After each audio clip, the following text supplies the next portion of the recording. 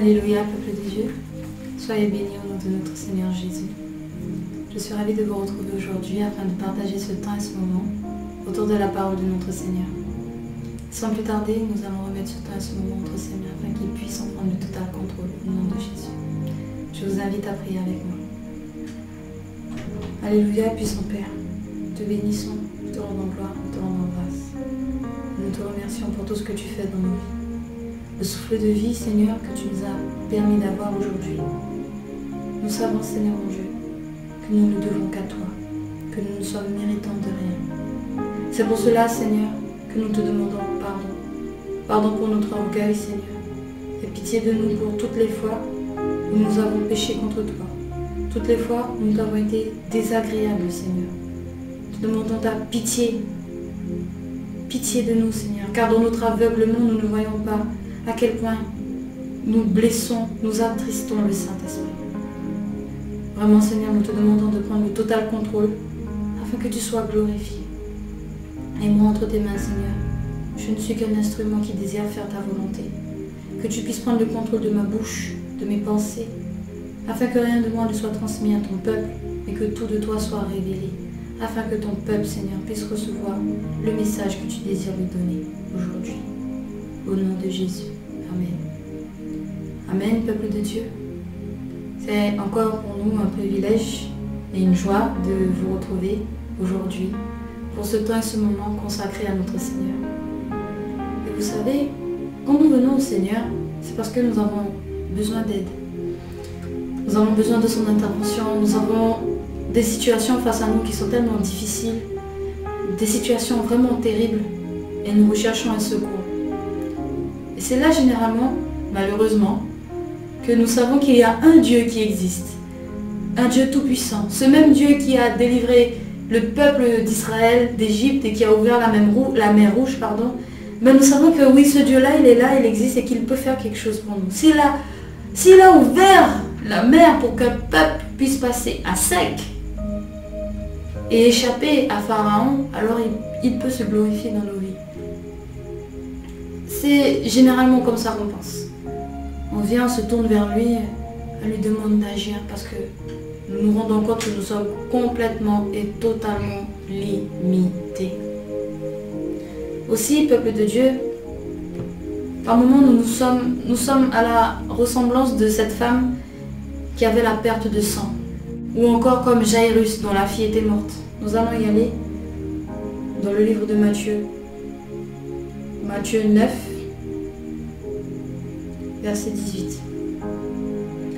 Tandis qu'il leur adressait ces paroles, voici un chef arriva, se prosterna devant lui et dit : Ma fille est morte il y a un instant, mais viens, impose-lui les mains, et elle vivra. Jésus se leva et le suivit avec ses disciples.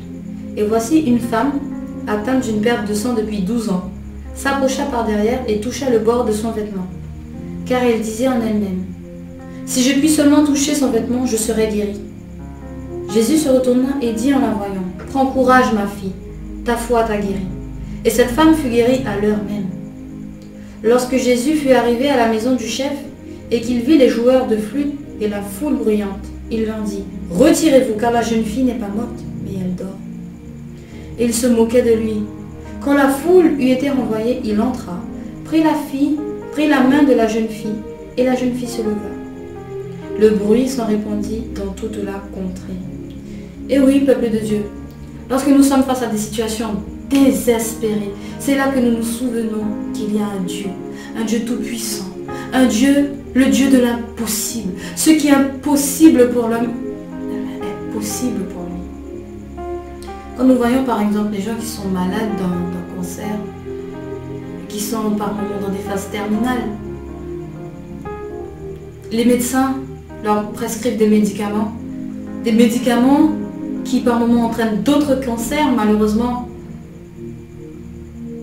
On voit que l'homme est impuissant. Il y a des médecins qui jettent l'éponge, qui abandonnent. On voit des personnes qui souffrent d'handicaps terribles. Les médecins ne peuvent plus rien faire, les familles sont dans la détresse. Et elles implorent Dieu. Elles pleurent jour et nuit. Les personnes qui souffrent et qui espèrent en Dieu et qui ont foi en Dieu pour que Dieu les sauve. Oui, le Seigneur est capable d'intervenir dans ce genre de situation, et dans n'importe quel type de situation d'ailleurs. Des situations moins graves, comme par exemple un problème, un examen à passer, une situation difficile, des conflits familiaux. Le Seigneur est capable de se glorifier afin que la paix vienne dans les familles, afin que tu puisses réussir ton examen. Alléluia, gloire à Dieu, peuple de Dieu. Mais où est le cœur du peuple? Est-ce que le peuple aime vraiment Dieu? Est-ce que le peuple aime Dieu pour ce qu'il est, réellement? Un Dieu 3 fois saint, qui ne tolère pas le péché, qui désire que les chrétiens, ses filles, ses fils qui l'ont accepté comme Seigneur et Sauveur, se repentent et marchent dans la sainteté. Peuple de Dieu, nous devons vraiment nous soumettre à Dieu. Nous devons vraiment nous en remettre à lui, oui, mais également tenir nos engagements. Parce que bon nombre d'entre nous, nous venons à Dieu et nous disons, Seigneur, si tu me donnes ça, je ferai ça. Seigneur, si tu me donnes ce travail-là, eh ben j'utiliserai mon salaire pour pouvoir faire ton œuvre. Seigneur, si tu me donnes un mari, lui et moi, nous te servirons. Seigneur, si tu me donnes, je ferai. Alors le Seigneur, il donne. Mais quand Dieu agit, comment toi tu réagis? Une fois qu'il t'a béni, où sont les fruits qu'il est censé récolter de ta part? Nous venons à Dieu, nous avons des problèmes. Nous faisons des promesses et nous ne respectons pas les promesses. Et ça, c'est malheureux. C'est malheureux. Nous venons à Dieu. Dieu nous bénit, Dieu nous guérit, Dieu nous délivre, Dieu nous permet d'avoir accès à certaines choses, nous offre certaines choses. Pour ceux qui sont dans la détresse, dans des souffrances, dans des situations terribles, tous ceux qui sont dans un stress, peu importe. Quand Dieu agit, comment tu réagis? C'est la question qu'il faut te poser en ce soir. Est-ce que tu aimes Dieu? Est-ce que tu rends gloire à Dieu? Est-ce que tu aimes Dieu pour ce qu'il est ou pour ce qu'il te donne? Pour ce qu'il est réellement, un Dieu 3 fois saint qui a donné Jésus, ou pour la bénédiction ou pour la faveur qu'il t'accorde? Sache que la plus grande bénédiction que le Seigneur ait donnée, c'est Jésus. Parce que nous sommes tous pécheurs et nous étions tous destinés à la mort. La grâce de Dieu, l'amour de Dieu manifesté en Jésus-Christ qu'il a envoyé sur cette terre, nous permet d'être sauvés tous. Tous. Nous allons aller dans le livre de Luc. Luc 17, verset 11. Jésus se rendant à Jérusalem passait entre la Samarie et la Galilée. Comme il entrait dans un village, 10 lépreux vinrent à sa rencontre, se tenant à distance. Ils élevèrent la voix et dirent, « Jésus, Maître, aie pitié de nous !» Dès qu'il les eut vus, il leur dit, « Allez vous montrer au sacrificateur. » Et pendant qu'ils y allaient, il arriva qu'ils furent guéris. L'un d'eux, se voyant guéri, revint sur ses pas, glorifiant Dieu à haute voix. Il tomba sur sa face aux pieds de Jésus et lui rendit grâce. C'était un Samaritain. Jésus, prenant la parole, dit, « Les 10 n'ont-ils pas été guéris? Et les 9 autres, où sont-ils? Ne s'est-il trouvé que cet étranger pour revenir et donner gloire à Dieu? » Puis il lui dit, « Lève-toi, va, ta foi t'a sauvé. » Peuple de Dieu, sachez une chose, quand Dieu intervient dans nos vies et qu'il nous bénit, cela ne veut pas dire que nous sommes sauvés. Les 10 lépreux, ils ont tous été guéris, mais il n'y a qu'un seul qui a été sauvé. Et c'est là justement la véritable richesse. La véritable richesse, c'est le salut. La véritable réussite, le véritable succès, c'est une fois que tu seras rentré dans le royaume de Dieu. Ce n'est pas sur cette terre-là. Ce n'est pas sur cette terre. Malheureusement, ce qui est prêché aujourd'hui, c'est que il faut proclamer pour obtenir, il faut exiger, il faut aller chercher les bénédictions, il faut aller demander à Dieu, il faut combattre le diable pour avoir ta bénédiction. Mais quelle bénédiction? Quelle bénédiction tu désires? Est-ce que c'est la bénédiction matérielle? ou c'est la bénédiction spirituelle? Quand nous mourons, est-ce que nos richesses, elles nous suivent lorsque nous allons sous terre? Non. Tous les millions qu'un milliardaire pourrait avoir, un millionnaire, un milliardaire, est-ce que lorsqu'il meurt, ça va dans sa tombe avec lui? Non. Non.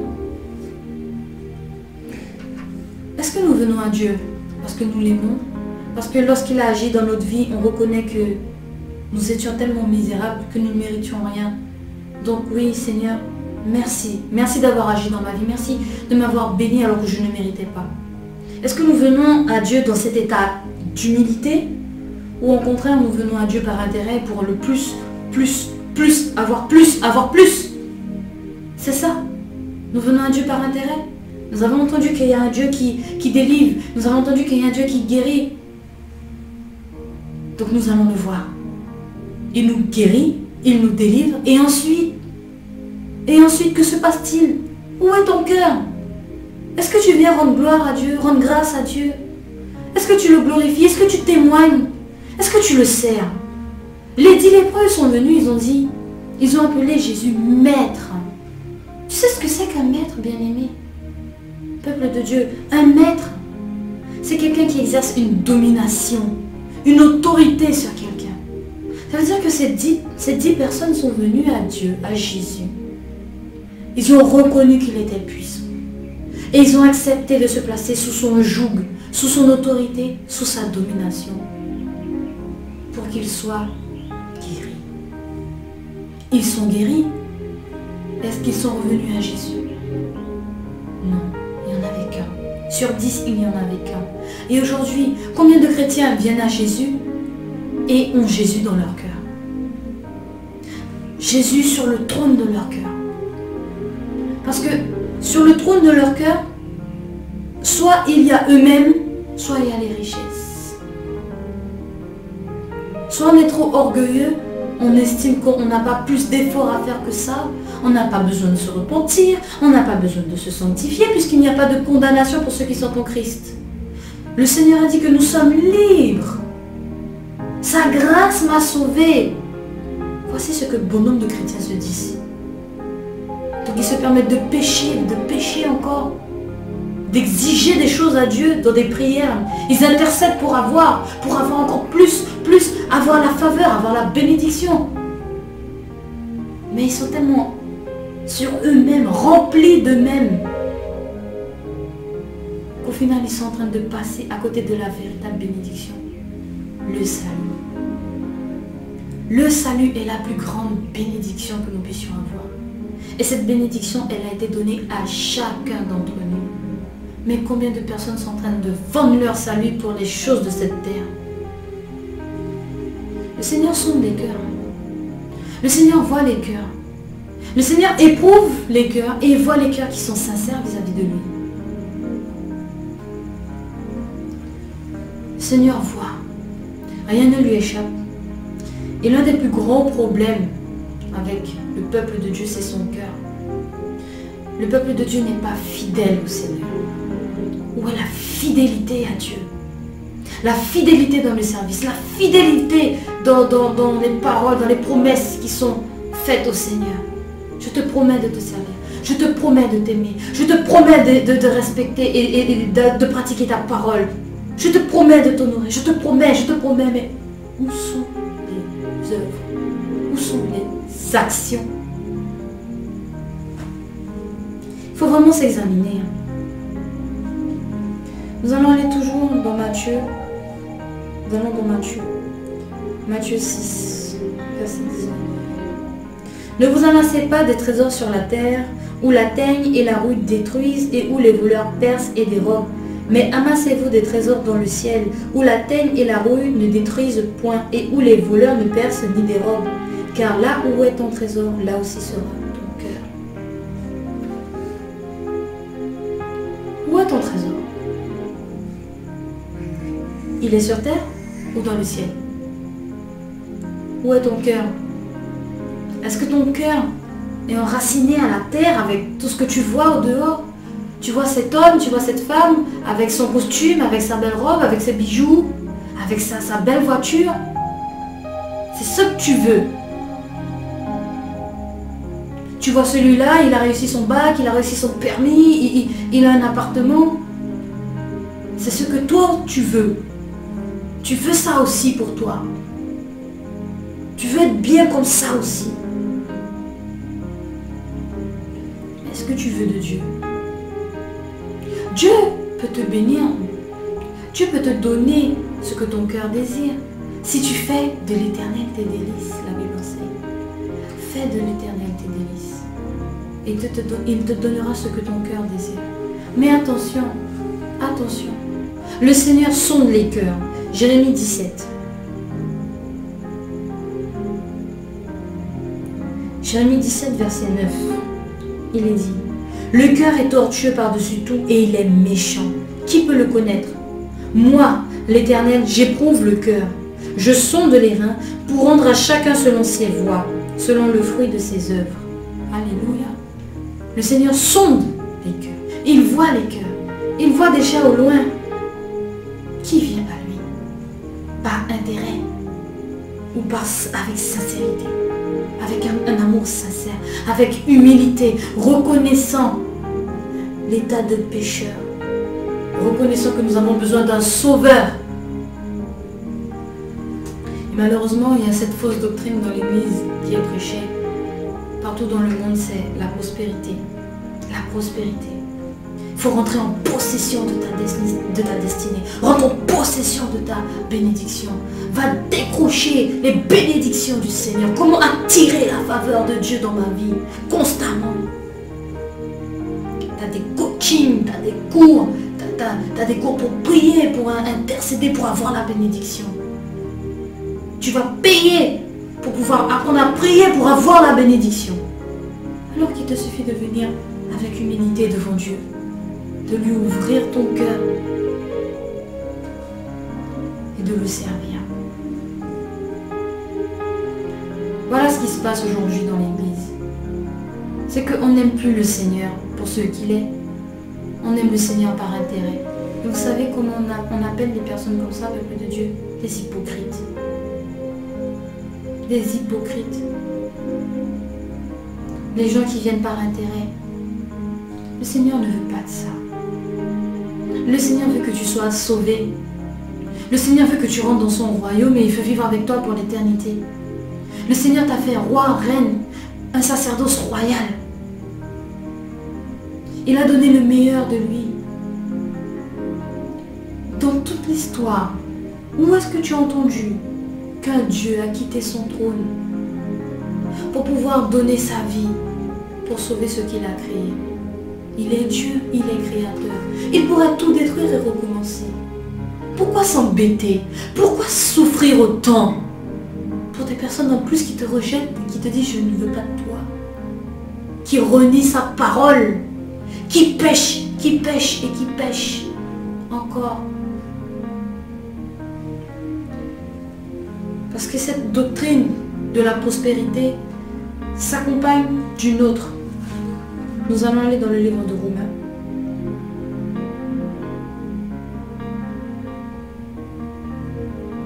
Romains, peuple de Dieu, ce sera Romains, le chapitre 6, verset 1. Que dirons-nous donc? Demeurions-nous dans le péché afin que la grâce abonde? Loin de là. Nous qui sommes morts au péché, comment vivrons-nous encore dans le péché? Allons dans le verset 15. Quoi donc? Pécherions-nous parce que nous sommes non sous la loi mais sous la grâce? Loin de là. Alors voilà. L'évangile de prospérité s'accompagne également de cet évangile-là. On est sous la grâce. On est sous la grâce. On peut tout faire. Tout nous est permis. Mais on détourne la parole de Dieu. On la modifie. On l'utilise pour faire son business. Quand Jésus enseignait les disciples, il n'a pas demandé à être payé. Mais aujourd'hui, pour être enseigné, il faut payer. Il faut payer des packages. Par moment, il y a les soldes. Donc de 39 de 39,99 €, tu peux tomber à 19,99 € pour apprendre à connaître qui est le Saint-Esprit, pour apprendre à connaître qui est Jésus, pour apprendre à connaître comment prier. Le Seigneur a déjà tout donné dans sa parole. Il a déjà tout donné dans la Bible. Le seul argent que tu pourrais débourser, c'est pour t'acheter une Bible. Et si tu ne peux pas débourser, ben, tu as un téléphone, tu télécharges la Bible et tu lis la Bible.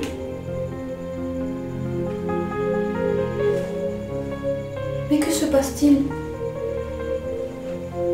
Pourquoi l'argent est dans le cœur, sur le trône de ton cœur, le trône du cœur de l'Église? Pourquoi? C'est vraiment terrible. C'est vraiment terrible de voir ces choses. Et le pire dans tout ça, c'est que la manière dont c'est véhiculé génère la convoitise.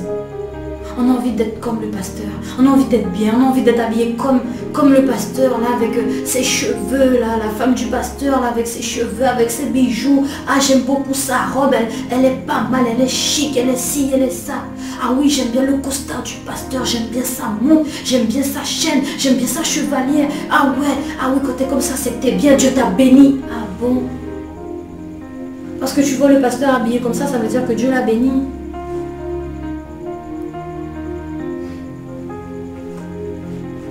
L'amour de Dieu, ce n'est pas dans les choses matérielles. Que Dieu te bénisse parce que il te bénit avec une voiture, il te bénit parce que tu arrives à avoir un salaire qui te permet de payer tes factures, de prendre soin de ta maison. Gloire à Dieu. Mais ne mets pas ton cœur dans ces choses. Ne mets pas ton cœur dans ces choses. Dieu te bénit. Tu réussis ton permis, tu réussis ton examen, tu réussis ton bac, tu réussis ton concours, tu as ton travail. Amen, gloire à Dieu. Mais n'abandonne pas le Seigneur, ne lâche pas sa main. Tu cours pour prendre la main du Seigneur, pour que le Seigneur t'aide. Tu lui dis, Seigneur, j'ai besoin de toi. Seigneur, j'ai besoin que tu interviennes. Viens à mon secours. Tu cours auprès du Seigneur pour être guéri, pour obtenir la guérison. Et puis une fois que tu as obtenu ce que tu désires, tu lâches la main du Seigneur et tu l'abandonnes. Mais c'est terrible. Dieu n'a pas un cœur. Dieu n'éprouve pas des sentiments.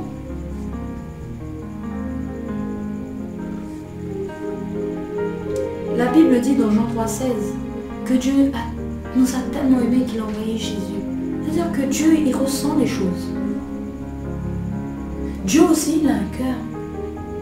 Il ressent. La Bible aussi nous dit, n'attristez pas le Saint-Esprit. Ça veut dire que Dieu ressent les choses. Dieu a des sentiments. Pas des sentiments à la manière humaine, non. Mais de nature divine, de sa nature. Dieu ressent des choses. Dieu éprouve des choses. Et lorsqu'il te voit, mon frère, ma soeur, lorsqu'il nous voit venir à lui avec des intérêts, avec de belles promesses, et qu'il n'y a rien derrière, ou au contraire, on l'utilise pour arriver à ses fins, mais je vous assure, comment le cœur de Dieu est triste, et comment il y a de la colère aussi, parce que toutes ces choses, il y aura un jugement. Il y aura un jugement pour tout ça. La Bible nous dit, vous avez reçu gratuitement, donné gratuitement. Nous allons y aller. Matthieu 10. Matthieu 10, et ce sera le verset 8. Guérissez les malades, ressuscitez les morts, purifiez les lépreux, chassez les démons. Vous avez reçu gratuitement, donnez gratuitement. Ne prenez ni or, ni argent, ni monnaie dans vos ceintures, ni sac pour le voyage, ni deux tuniques, ni souliers, ni bâtons, car l'ouvrier mérite sa nourriture. C'est-à-dire quoi? Va, fais ton œuvre, le Seigneur va s'occuper de toi. Va faire l'œuvre que le Seigneur te demande. Le Seigneur t'a donné un ouvrage à faire. Va le servir. C'est comme ça. C'est comme ça que tu peux travailler à ton salut.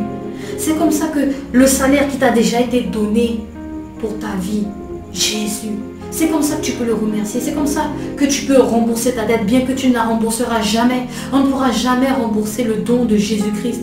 Mais au moins, nous pouvons quand même être humbles. Nous pouvons quand même être humbles et venir et le servir. Le servir. Lui donner notre vie. Le servir. nous abandonner à lui, il prendra soin de nous.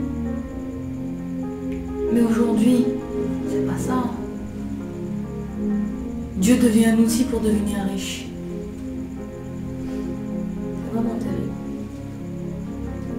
C'est vraiment terrible. Parce que quand on fait des prières payantes, tu veux un miracle?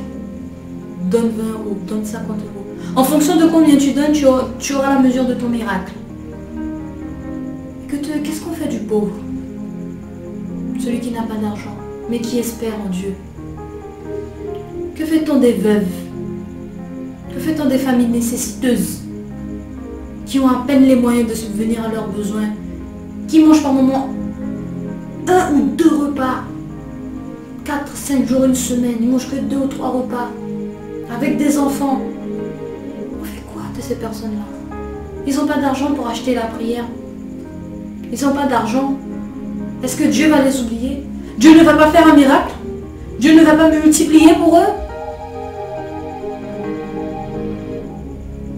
Aïe. Le Seigneur connaît. Le Seigneur connaît. Le Seigneur sait. Il connaît les cœurs qu'il aime réellement. Les cœurs qui vont vraiment se laisser briser, corriger, humilier, afin de pouvoir rentrer dans le royaume de Dieu. Parce que lorsque le Seigneur viendra, il viendra chercher des cœurs. Il viendra chercher des cœurs. Des gens qui l'aiment vraiment.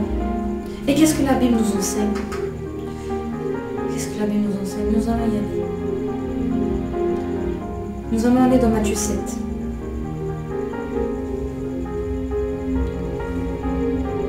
Matthieu, chapitre 7. Et ce sera le verset 21. Ceux qui me disent Seigneur, Seigneur, n'entreront pas tous dans le royaume des cieux, mais celui-là seul qui fait la volonté de mon Père qui est dans les cieux. Alléluia. Alléluia. Allons dans Matthieu 22, toujours dans Matthieu. Matthieu 22, verset 37. On va prendre un petit peu plus haut. Verset 34. Les pharisiens ayant appris qu'il avait réduit au silence les Sadducéens se rassemblèrent, et l'un d'eux, docteur de la loi, lui fit cette question pour l'éprouver. Maître, quel est le plus grand commandement de la loi? Jésus lui répondit, tu aimeras le Seigneur ton Dieu de tout ton cœur, de toute ton âme et de toute ta pensée. Est-ce que tu aimes le Seigneur de tout ton cœur? Ou tu l'aimes par intérêt? Si un jour le Seigneur te dit non, Seigneur, s'il te plaît, donne-moi ça. Et le Seigneur te dit non, est-ce que ça veut dire qu'il t'aimera moins? Est-ce que parce qu'il t'aura dit non, tu vas bouder? Tu vas arrêter de faire son œuvre? Tu vas arrêter de prêcher la justice de Dieu? Tu vas arrêter d'évangéliser les âmes? C'est ça? Quand le Seigneur te dit non, eh bien je boude. Faites des caprices. Il faut être humble, peuple de Dieu. Il faut être humble. L'humilité, c'est vraiment très difficile. Mais ça s'apprend avec le Seigneur. Ça s'apprend. Devenir humble avec Dieu, ça s'apprend. Il suffit juste de se laisser briser. Il suffit juste de se laisser corriger. Lorsque le Seigneur nous parle, de prendre en considération ce qu'il nous dit et revoir nos voies et aller se repentir. Et prier Dieu. Prier Dieu afin qu'il nous rende humbles. Jésus lui-même était humble. Il est humble. Jean 14. Jean 14, verset 15. Si vous m'aimez, gardez mes commandements. Combien garder les commandements? Il y a beaucoup ça aujourd'hui. On a un problème, on est dans une situation, on prie Dieu. Une fois que nous avons obtenu, on pêche. On pêche. On pêche. Seigneur, Seigneur, donne-moi un enfant. Seigneur, Seigneur, donne-moi un mari. Seigneur, Seigneur, guéris-moi. je pratiquerai ta parole. Et je ferai ci, et je ferai ça. Je vais aimer mon prochain. Pendant ce temps, tu es en train de médire ton prochain. Tu es en train de médire, de mépriser là ton prochain. Tu es en train de le calomnier, de le murmurer. Tu ne respectes pas les commandements de Dieu. Seigneur, guéris-moi. Seigneur, fais ci, fais ça pour moi. Je ferai. Pendant ce temps, qu'est-ce que tu fais? Tu es adultère. Seigneur, fais ci pour moi. Guéris-moi. Fais ça pour mon enfant. Guéris-moi, je suis malade. Qu'est-ce que tu fais? Tu es dans des réunions en train de faire des blagues sales avec les collègues de travail. Tu te retrouves en boîte de nuit en train de danser avec des personnes qui sont ni ta femme ni ton mari. Tu te retrouves en train de faire des fêtes. Tu te retrouves dans des fêtes avec beaucoup d'impudicité partout. Les gens se collent les uns aux autres, il y a de l'alcool, c'est la fête. Puis demain matin, ah, Seigneur, Seigneur, on vient pleurer. Seigneur, voit. Le Seigneur voit. Aujourd'hui, tu as réussi ton examen. Aujourd'hui, tu as eu ton permis. Seigneur, avec mon permis, je vais aller évangéliser, je vais aller dans les communes, je vais faire ci, je vais rouler, je vais faire ça, je vais aller chercher les bien-aimés, je vais les emmener à l'église. Toi, tu prends avec cette même voiture ton copain, une copine, et puis vous allez commettre la pudicité.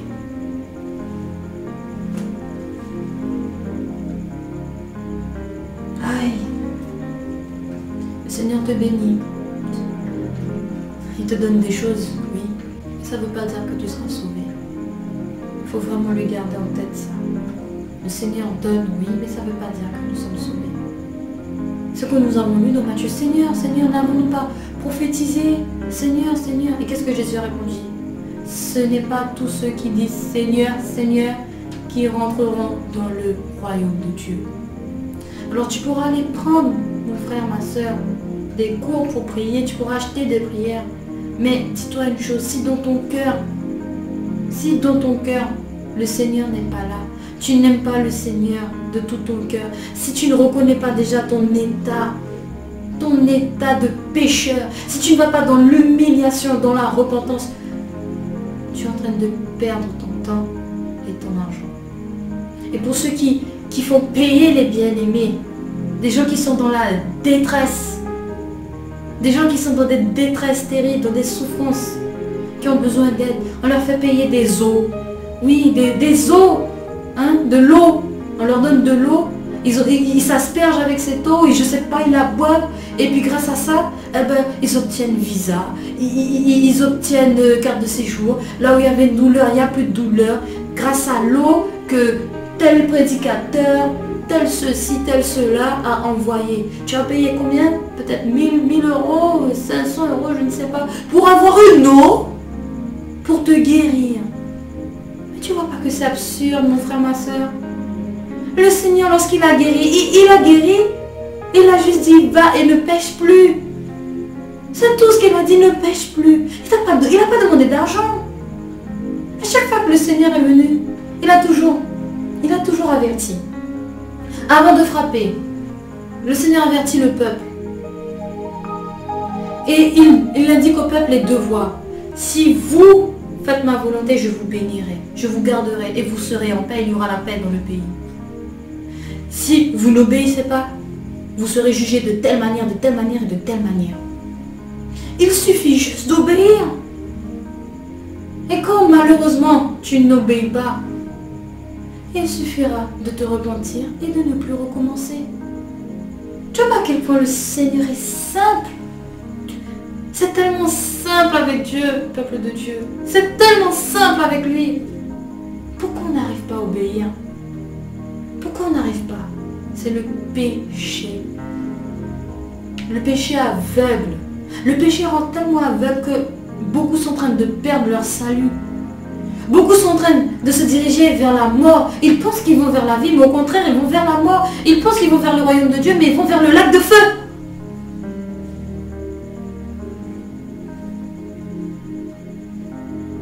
Le Seigneur ne s'achète pas avec de l'argent. La bénédiction, la grâce, la guérison, tout ce que vous voulez du Seigneur, tout ce que le Seigneur peut vous apporter, ne s'achètera pas à prix d'argent. Nous allons aller dans le livre de Actes. Actes, chapitre 8, verset 9. Il y avait auparavant dans la ville un homme nommé Simon, qui, se donnant pour un personnage important, exerçait la magie et provoquait l'étonnement du peuple de la Samarie. Tous, depuis le plus petit jusqu'au plus grand, l'écoutaient attentivement et disaient « Celui-ci est la puissance de Dieu, celle qui s'appelle la Grande. » Ils l'écoutaient attentivement parce qu'il les avait longtemps étonnés par ses actes de magie. Mais quand ils eurent cru à Philippe, qui leur annonçait la bonne nouvelle du royaume de Dieu et du nom de Jésus-Christ, hommes et femmes se firent baptiser. Simon lui-même crut, et après avoir été baptisé, il ne quittait plus Philippe. Et il voyait avec étonnement les miracles et les grands prodiges qui s'opéraient. Alléluia. Nous continuons. Les apôtres qui étaient à Jérusalem, ayant appris que la Samarie avait reçu la parole de Dieu, y envoyèrent Pierre et Jean. Ceux-ci, arrivés chez les Samaritains, prièrent pour eux afin qu'ils reçussent le Saint-Esprit, car il n'était encore descendu sur aucun d'eux. Ils avaient seulement été baptisés au nom du Seigneur Jésus. Alors Pierre et Jean leur imposèrent les mains et ils reçurent le Saint-Esprit. Lorsque Simon vit que le Saint-Esprit était donné par l'imposition des mains des apôtres, il leur offrit de l'argent en disant « Accordez-moi aussi ce pouvoir afin que celui à qui j'imposerai les mains reçoive le Saint-Esprit. » Mais Pierre lui dit « Que ton argent périsse avec toi, puisque tu as cru que le don de Dieu s'acquérait à prix d'argent. » Peuple de Dieu, le Seigneur peut te bénir. Tu peux être l'homme, la femme le plus riche de la terre. Mais cette richesse-là ne te permettra pas d'acheter ton salut. Cette richesse-là ne te permettra pas de pouvoir rembourser la dette éternelle que tu as envers Dieu pour le rachat de ton âme, pour le rachat de ta vie. Jamais, jamais. Nous avons devant Dieu une dette qui est éternelle. Tout ce que nous pouvons faire, c'est le servir. C'est le servir et obéir à ses commandements. Si nous l'aimons vraiment. Si nous l'aimons vraiment. Quand nous voyons l'exemple de Simon, il était un personnage important parce qu'il faisait de la magie, il étonnait beaucoup. Mais combien de personnes, combien de chrétiens sont étonnés par des pasteurs, par des prédicateurs et qui veulent être comme eux? Il ne faut pas regarder là avec les yeux physiques, il faut regarder spirituellement. Est-ce que le message que tu écoutes va te permettre d'avoir les outils nécessaires pour entrer dans le royaume de Dieu? Est-ce que ce que tu écoutes comme message va te permettre de pouvoir hériter du royaume? Est-ce que ça va t'aider pour ton salut ou au contraire te conduire en enfer? Est-ce que c'est l'évangile? Le message que tu écoutes, est-ce qu'il est basé sur l'évangile qui t'emmène vers le haut? Ou c'est l'évangile qui est totalement horizontal là, qui est focalisé sur la terre, qui est focalisé sur les richesses, qui est focalisé sur les biens, qui est focalisé sur le bien-être, focalisé sur la satisfaction personnelle, le développement personnel, devenir une personne charismatique, une personne que les gens vont désirer suivre, une personne que les gens vont aduler, vont idolâtrer. Limite. C'est limite de l'idolâtrie. Peuple de Dieu, nous devons nous en remettre au Seigneur. Là où se trouve ton trésor, là où se trouve ton cœur.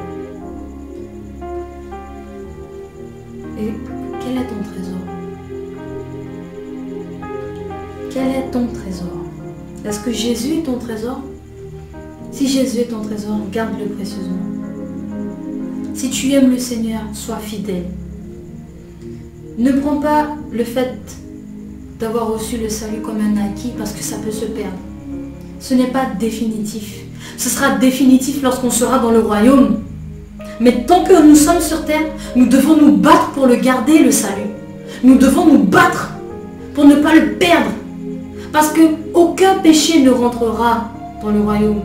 C'est vraiment terrible et dur à entendre, mais c'est la vérité.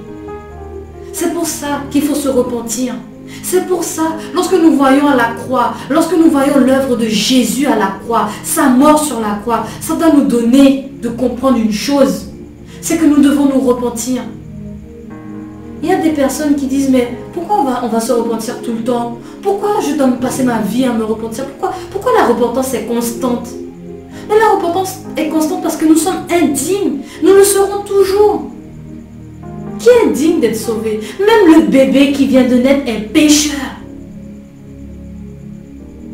Même le bébé qui vient de naître est pécheur. Peut-être sera-t-il sauvé parce qu'il n'aura pas commis de péché. C'est un petit bébé.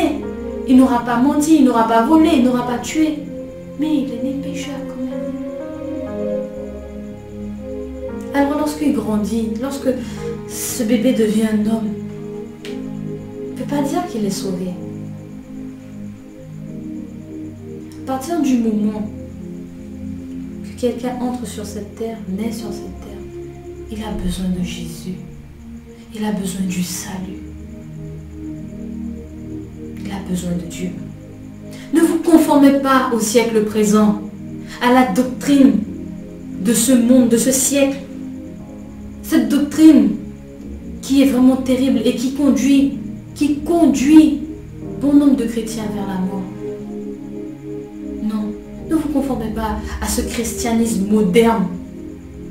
Un christianisme tellement moderne que Jésus n'est même plus là. Dieu n'est plus là. Les gens viennent louer le Seigneur avec tellement d'impudicité, d'immoralité. Mais Dieu n'est plus là. Dieu n'est pas là. C'est le diable.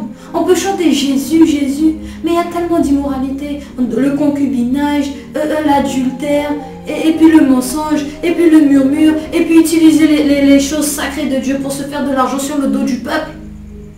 Le Seigneur n'est plus là. Il n'y a que la repentance. Il n'y a que la repentance qui pourra sauver les personnes qui commettent ces choses. Et si tu viens à Dieu par intérêt, il est encore temps aujourd'hui de changer de voie. Si tu as encore le souffle de vie, c'est que le Créateur, le Dieu Tout-Puissant, te fait grâce. Voici encore une autre faveur de Dieu qu'on oublie malheureusement. On oublie malheureusement cette faveur, le souffle de vie, qui est tellement important. Le souffle de vie. Si tu n'as pas ce souffle, tu ne peux pas te lever le matin, tu ne peux pas aller travailler, tu ne peux rien faire, tu es mort. Combien de personnes remercient le Seigneur pour le souffle de vie? Tu as la santé aujourd'hui? Est-ce que tu rends gloire à Dieu? Est-ce que tu rends grâce à Dieu? Est-ce que tu aimes Dieu? L'amour de Dieu est manifesté quotidiennement. Mais notre amour envers lui, à quel moment nous le manifestons? Dans la sanctification, dans la repentance. Et dans ces temps et ces moments que nous passons avec lui, dans sa parole ou à faire son œuvre. Mais n'allons pas évangéliser. N'allons pas prêcher la parole pour une satisfaction personnelle, pour se dire « Moi, j'ai gagné une âme ». Non, tu es un instrument. Le Seigneur a gagné une âme au travers de toi. Tu n'es qu'un instrument. Ne te glorifie pas. Parce que l'orgueil fera barrage, obstacle à ton salut. Sois humble. Je vous le dis, peuple de Dieu. L'amour, le véritable amour que nous devons éprouver pour le Seigneur. C'est quelque chose que le Seigneur attend de son Église. Cet amour-là, cet amour qui n'est pas jaloux, cet amour qui est patient, cet amour qui est fidèle, cet amour qui pardonne. Le Seigneur attend cet amour-là. Que tu manifestes envers ton prochain pour pouvoir faire l'œuvre de Dieu, mais également que tu manifestes au Seigneur cet amour fidèle. Fidèle. Il faut être fidèle à Dieu. Nous allons aller dans le livre d'Ézéchiel.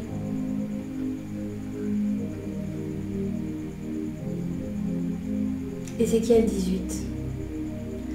Et ce sera le verset 8. On va prendre à partir... Amen. À partir du verset 5. L'homme qui est juste, qui pratique la droiture et la justice, qui ne mange pas sur les qui ne mange pas sur les montagnes et ne lève pas les yeux vers les idoles de la maison d'Israël, qui ne déshonore pas la femme de son prochain et ne s'approche pas d'une femme pendant son impureté, qui n'opprime personne, qui rend au débiteur son gage, qui ne commet point de rapine, qui donne son pain à celui qui a faim et couvre d'un vêtement celui qui est nu, qui ne prête pas à intérêt et ne tire point d'usure, qui détourne sa main de l'iniquité et juge selon la vérité entre homme et un autre, qui suit mes lois et observe mes ordonnances en agissant avec fidélité, celui-là est juste, il vivra, dit le Seigneur l'Éternel. Il vivra. Parce qu'il faut savoir qu'il y a un jugement qui arrive. Il y a un jugement qui arrive et il y a une mort qui arrive. Ce n'est pas la mort comme nous la connaissons aujourd'hui, mais c'est le lac de feu. C'est cette souffrance éternelle. Or, Dieu, ce qu'il veut pour nous, c'est la vie éternelle, dans la joie, dans son royaume, dans la paix, dans le bonheur. C'est ce que Dieu veut pour nous. Et il a donné une description de ceux qui le servent. Ceux qui servent l'Éternel, ceux qui ne sont pas vers les idoles, ceux qui ne commettent pas l'impureté, l'impudicité, ceux qui se consacrent, ceux qui sont saints, ceux qui se sanctifient. Voici les justes aux yeux de Dieu, les justes qui aiment Dieu, qui honorent Dieu, qui gardent les commandements de Dieu et qui les mettent en pratique. Alléluia. Béni soit le Seigneur. Le Seigneur fait des miracles. Savez-vous pourquoi? Quand le Seigneur guérit d'une maladie, quand il lève un paralytique, quand il rend la vue aux aveugles, même aujourd'hui, même aujourd'hui, quand le Seigneur fait des miracles, c'est pour que nous soyons touchés dans notre cœur. C'est pour que nous soyons touchés, pour que nous puissions croire en Jésus, pour que nous puissions l'accepter comme Seigneur et Sauveur, tout simplement. Et ces miracles-là sont supposés nous emmener à la repentance. Ces miracles-là sont censés nous emmener à la repentance parce qu'il y a un jugement qui arrive. Allons dans Matthieu 11. Matthieu 11. Ce sera le verset 20. Alors il se mit à faire des reproches aux villes dans lesquelles avaient eu lieu la plupart de ces miracles parce qu'elles ne s'étaient pas repenties. Malheur à toi, Chorazin, malheur à toi, Bethsaïda, car si les miracles qui ont été faits au milieu de vous avaient été faits dans Tyr et dans Sidon, il y a longtemps qu'elles se seraient repenties en prenant le sac et la cendre. C'est pourquoi je vous le dis, au jour du jugement, Tyr et Sidon seront traités moins rigoureusement que vous. Et toi, Capernaum, seras-tu élevé jusqu'au ciel? Non, tu seras abaissé jusqu'au séjour des morts, car si les miracles qui ont été faits au milieu de toi avaient été faits dans Sodome, elles subsisteraient encore aujourd'hui. C'est pourquoi je vous le dis, au jour du jugement, le pays de Sodome sera traité moins rigoureusement que toi. Alléluia. Quand Dieu te bénit, quand Dieu fait un miracle dans ta vie, c'est pour te conduire à la repentance. C'est pour que tu puisses aller devant lui, humblement, t'humilier, reconnaître que tu n'es rien sans lui, que tu as besoin de lui, que tu dois revoir tes voies, changer tes voies, parce qu'il y a un jugement qui arrive et que dans la condition dans laquelle tu es aujourd'hui, ce jugement-là, ce sera la condamnation et le lac de feu. Voilà à quoi servent les bénédictions. Premièrement, les miracles. Premièrement, c'est pour t'évangéliser, c'est pour toucher ton cœur, c'est pour attendrir ton cœur de pierre pour que ça devienne un cœur de chair. C'est pas pour avoir plus, en tirer satisfaction, et puis avoir plus encore, et être bien sur la terre. Parce qu'au jour du jugement, là, cette terre, elle n'existera plus. Elle n'existera plus. Au jour du jugement, cette terre-là, c'est pas ici que nous allons vivre. Les chrétiens, ceux qui iront à l'enlèvement, ceux qui seront enlevés dans le glorieux royaume de Dieu, ils iront sur la nouvelle terre, avec le nouveau ciel que le Seigneur a créé. Pas ici. Non, pas ici.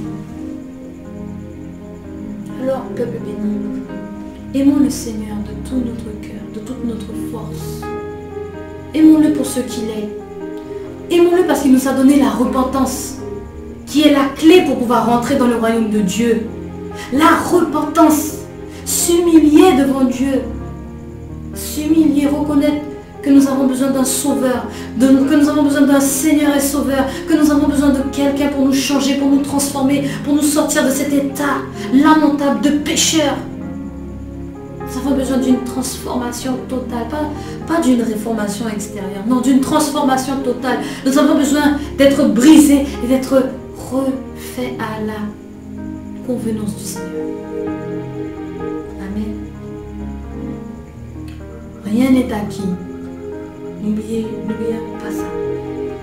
Rien n'est acquis. Ce ne sont pas tous ceux qui disent Seigneur, Seigneur, qui rentreront dans le royaume. Nous pouvons le lire dans Matthieu 7. Matthieu 7, 21. Ceux qui me disent Seigneur, Seigneur n'entreront pas tous dans le royaume des cieux, mais celui-là seul qui fait la volonté de mon Père qui est dans les cieux. Plusieurs me diront ce jour-là, Seigneur, Seigneur, n'avons-nous pas prophétisé par ton nom? N'avons-nous pas chassé les démons par ton nom? N'avons-nous pas fait beaucoup de miracles par ton nom? Je leur dirai ouvertement, je ne vous ai jamais connus. Retirez-vous de moi, vous qui commettez l'iniquité. Peuple béni. Il dit encore, c'est pourquoi quiconque entend ces paroles que je dis et les met en pratique sera semblable à un homme prudent qui bâtit sa maison sur le roc. Et le roc, la pierre angulaire que beaucoup ont rejetée, mais qui est cette pierre-là sur laquelle repose tout l'édifice, c'est Jésus. Et il dit quoi? De mettre en pratique, d'aller se repentir. La repentance est la clé. Quand il est sorti des eaux du baptême, il a dit repentez-vous. Lorsqu'il a parlé à Bethsaïda, il a dit repentez-vous. Lorsqu'il a parlé à toutes les villes, repentez-vous à cause de ce que vous avez vu. Repentez-vous à cause de la bénédiction que vous avez vue, que vous avez reçue. Repentez-vous à cause de la faveur de Dieu dans votre vie. Parce que vous ne méritez rien.